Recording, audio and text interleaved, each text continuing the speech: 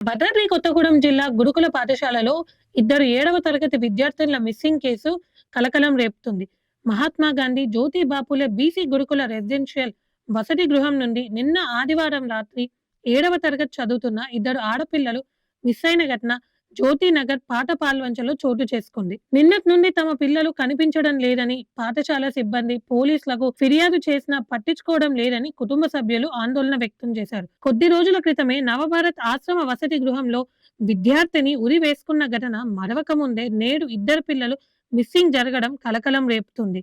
దీనిపై ఆర్సీఓని ఫోన్లో వివరణ కోరగా ఈ సంఘటనపై అధికారులకి సమాచారం అందించామని, పోలీస్ స్టేషన్ లో ఫిర్యాదు చేయడం జరిగిందని, ప్రిన్సిపల్ లీవ్ లో ఉన్నట్టుగా నైట్ కేర్ టేకర్ మాత్రమే చూసుకుంటుందని, సీసీ కెమెరాలు కూడా పనిచేయడం లేదని తెలిపారు. దీనిపై పూర్తి సమాచారం తెలియాల్సి ఉండగా సీసీ కెమెరా లాంటి కనీస భద్రత లేదని మండిపడుతున్నారు విద్యార్థి సంఘాల నాయకులు.